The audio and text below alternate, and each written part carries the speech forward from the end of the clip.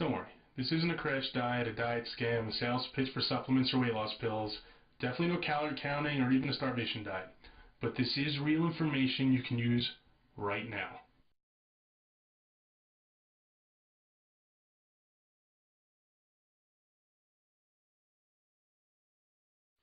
Okay, here we go. Sugar is your number one enemy.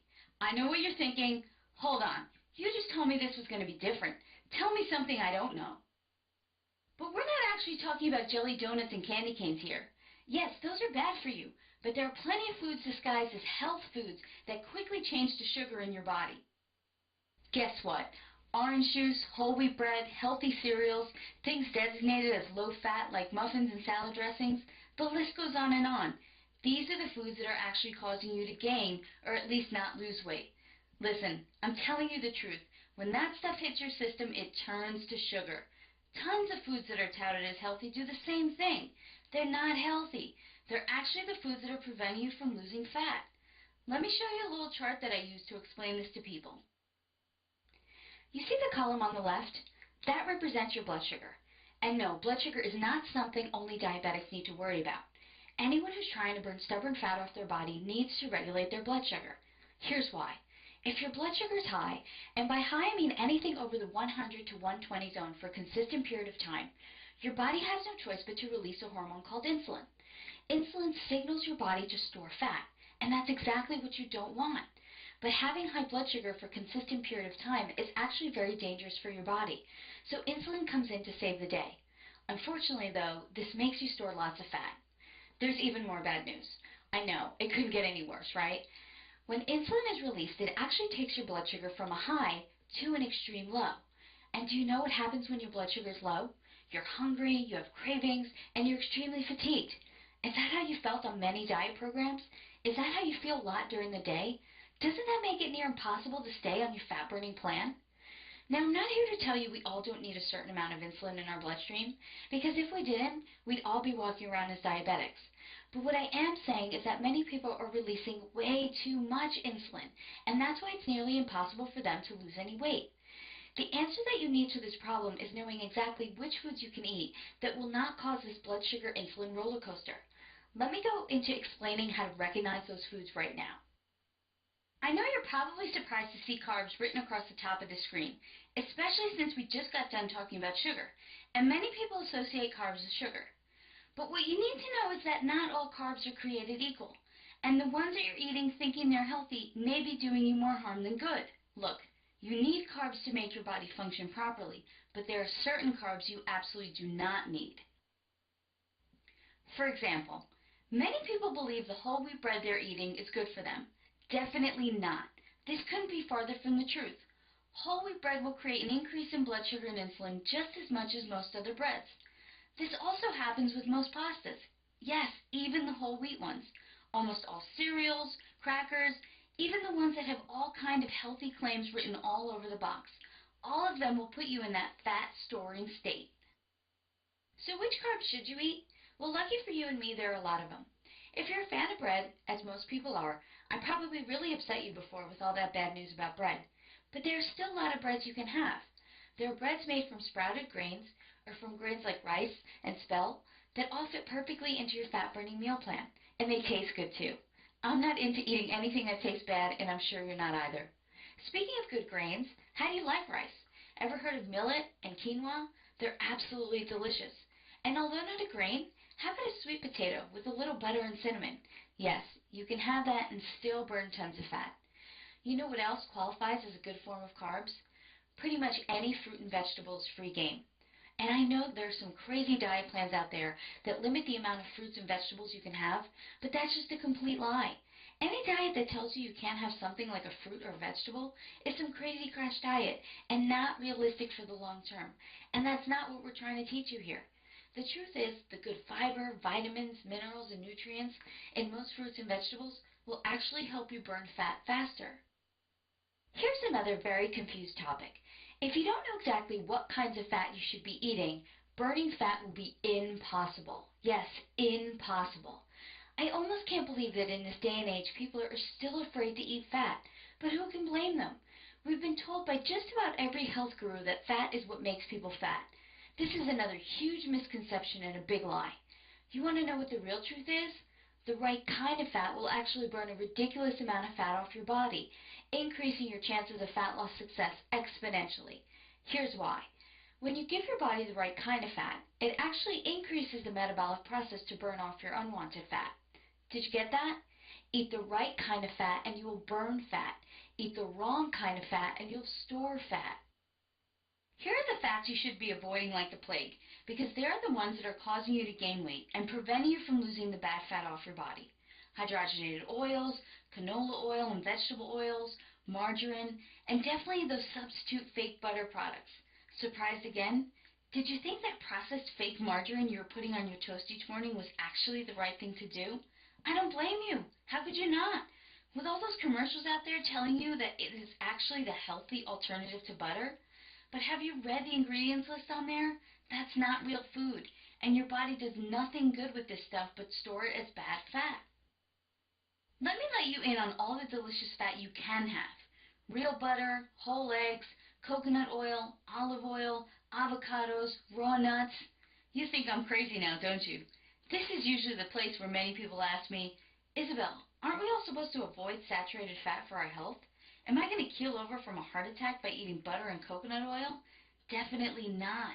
Another huge misconception and something most health professionals have all wrong. Statistics prove it. Remember, sugar is your enemy. All these natural unprocessed fats that are not full of chemicals are not only your friend, but what you absolutely need to burn that fat off your body. If we're going to consider sugar enemy number one, then processed foods would be enemy number two. But then again, most processed foods contain an incredible amount of sugar. Do you know what else they contain? Tons of chemicals that are making it almost impossible for your body to burn off fat. Let me explain this by giving you a brief anatomy lesson, and I promise it won't be hard. It all comes down to how effectively your liver is working. Now, your liver has many functions, but the two we want to focus on here are the breakdown of fats and the filtering of harmful substances from the blood. If it's your liver's job to break down fat, you want it working at full force, right? But when your poor little liver is too busy trying its hardest to filter out all the harmful substances that are coming in from all of those processed foods, it has no time or energy for fat breakdown. Just like if you had two big jobs each day and you spent your whole day working on just one, do you think the other would get done? Probably not. The easiest solution to making sure that your liver has all the time it needs to break down fat is to stop feeding it harmful substances to work on. So what are some of those harmful substances? Things like artificial sweeteners, high fructose corn syrup, hydrogenated oils, and even processed soy products. It's the foods that contain these chemicals that are overwhelming your liver, and you have to stop eating them. Even if you think you may not be eating many of these chemicals, they are unfortunately in many foods we think are good for us. Do you know that I found high fructose corn syrup in foods like so-called healthy yogurt, whole wheat bread, and cereals advertised as good for you? It's right there on the ingredients list. So do yourself and your liver a favor. Give it a chance to get into fat-burning mode by greatly reducing, or dare I say eliminating, processed foods from your eating plan. This means saying goodbye to the packaged snacks, the microwavable meals, diet health bars, and definitely the soy products, and say hello to foods you know do not require heavy processing. Foods that contain only one ingredient like steak, chicken, fish, eggs, fruits and veggies, olive oil, coconut oil, butter, rice, and sweet potatoes. There are literally hundreds and hundreds of delicious meals that can be created with any combination of all of these foods. I know because I've done it, and I've been able to stay super lean over the past 10 years.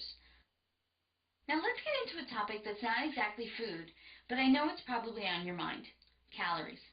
First and foremost, I'm going to be honest and tell you that I absolutely hate the word calories. It just drives everyone crazy. And I never again want to hear, Isabel, how many calories should I be eating to lose weight? It's not the number of calories that matters. It's the quality of food you're eating and the metabolic enhancing effect on your body that matters. So most people are actually focused on the wrong thing. If you just eliminate the bad stuff, the garbage foods, processed foods, and focus on eating the good stuff, the foods I mentioned earlier, you could drop the calculator and stop all this counting madness. But that answer is just not good enough for most people. I do admit, you have to be somewhat reasonable about the amount you eat. But exactly what is reasonable for you and what is reasonable for me. Surprisingly enough, it's a lot more calories than you think. Once I figured out that the portions of food I needed to eat to lose weight were actually significantly bigger than the portions I was eating before, it was like the best thing that ever happened. I didn't have to be hungry anymore, and I was still losing weight. How great is that? Here I was previously starving myself with all the wrong foods, only to find out if I ate all the right foods, I could eat a lot. And I love to eat. And actually starving myself was doing me more harm than good because my body was holding on to all of my bad fat in an effort to protect me. You might have heard this before, but calorie restriction may lead your body into starvation mode. And that's when your body thinks you're dying of starvation and protects you by holding on to every last bit of fat and every last calorie you have in your body. I'm pretty sure most people in this day and age are not running the risk of starvation. What do you think? You probably want me to tell you approximately where to start, just so you don't go on an eating free-for-all, but hang tight because I'm going to get there and I'm going to tell you that in a minute. Here's the thing. It's not just about knowing what foods are good and what foods are not. It's about your body and knowing the combinations of food that make your particular body burn off fat. That's where most diets seriously flunk. They're not specific for you. That's where metabolism typing comes in. Finding your metabolism type will tell you what foods are the best for you to create an ideal fat-burning environment in your body. And don't worry, it's easy because I'm going to give you a simple questionnaire that will tell you all of that. You'll also need to find the right portions for your body. Again, a simple task with the charts I'm going to give you. And I'm not talking little bird-sized portions here. Remember, I said I wanted you to eat a lot. Everyone thinks I was born with a great metabolism, but you've seen the pictures. You know that's not the case. What I did was create a good metabolism for myself just by eating all the right foods. You also can't eat foods that you hate all day long. You have to be eating foods you really enjoy to stick to any kind of plan. You also can't spend half your life doing calculations or counting calories because, like I said before, it's irrelevant anyway. Okay, now I hope at this point you're not feeling overwhelmed or confused. I know all this information all at once may seem like a lot, and you may not be sure what to do with all of it. Or better yet, what to do to put it together in a way that's going to work specifically for you. Not only work for you, but work in an easy and practical way. I see this happen to people all the time. They get their hands on some of the best information out there, but then are lost when it comes to applying it to themselves. And what good can all this information be if you can't apply it?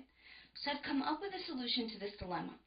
I've put together a program where I can tell you exactly what to do, exactly what to eat, exactly when to eat, exactly which foods, and exactly how to make it ideal and specific to you. Would that help you make the best use of all this information? Would it make this whole process so much easier? I named it the Diet Solution Program because guess what? It's not a diet. It's actually the solution to your diet, and it will without a doubt handhold you through losing that first 10% in the next 30 days and then much, much more.